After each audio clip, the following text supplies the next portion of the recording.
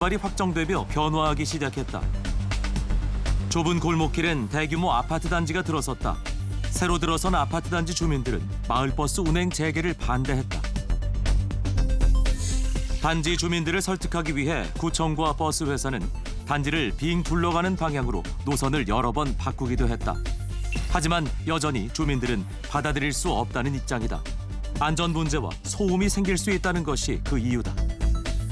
거기 그 단지를 관통하지 않고는 이 노선을 정상적으로 운행하기가 어려웠습니다.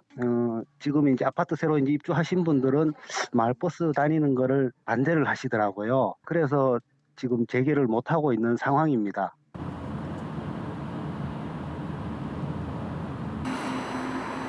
수도권의 또 다른 아파트 단지.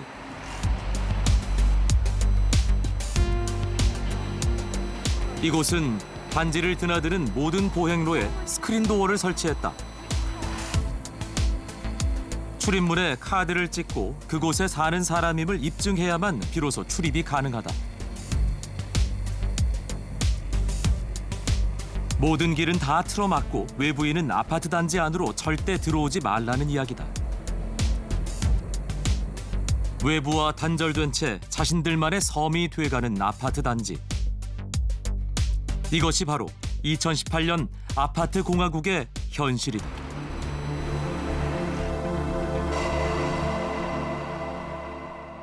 비극적이죠. 비극적이란 말밖에는 뭐 달리 할 말이 없을 것 같습니다. 단지를 담장으로 막는 것 뭐 보통이죠. 그 막는 것으로 모자라서 요즘은 저렇게 스크린도어를 설치한다고 합니다. 심지어는요, 한 아파트에서 단지 사이에 철문을 만들어서 막기도 한답니다. 1단지 안에 있는 길로 2단지 사람들이 다니지 못하도록 길을 막는다는 거죠. 아파트 단지를 외부 사람들로부터 완벽하게 분리하는 겁니다. 그래서 저는요, 아파트 단지를 두고 도시 속 섬이라고 표현합니다. 아파트 거주민 외에는 다른 사람들은 절대 들어갈 수 없는 고립된 섬. 그런데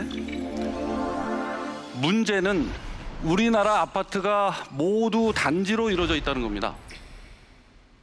단지 수가 2만 9천 개 가까이 되는데요. 이게 무슨 얘기인가요? 우리 국민의 반 이상이 2만 9천 개의 작은 집단으로 분리돼서 각자의 담장 속에서 매일매일을 살고 있다는 겁니다. 뭐 그게 뭐 문제냐? 아파트 단지에서 각각 사는 게 무슨 문제냐? 뭐 이렇게 생각하시는 분도 있으실 수 있죠. 하지만 일반적인 동네와 아파트 단지는 많은 차이가 있습니다. 만약에 일반적인 동네의 골목에 가로등이 고장이 나면 어떻게 할까요? 가로등에 불이 안 들어오는 거예요, 며칠 동안 깜깜하게. 그러면은 뭐 구청에 민원을 넣겠죠. 그러면 구청 직원들이 해결해 주죠, 빠른 시간에. 하지만 아파트 단지에서는 어떨까요? 구청이 아니죠. 관리사무소에 얘기해야 됩니다. 구청에 민원을 넣어봤자 들어주지 않습니다. 아파트 단지는 사유재산이기 때문입니다. 사유지에서 일어난 문제를 세금을 써서 해결해 줄 리 없잖아요. 동네에서는 내가 매일매일 생활하면서 느끼는 필요나 불만이 곧 공공의 문제가 됩니다. 우리 사회 전체의 문제가 되는 셈이죠. 가로등을 고치고 함께 지역을 가꾸면서 함께 살아가죠.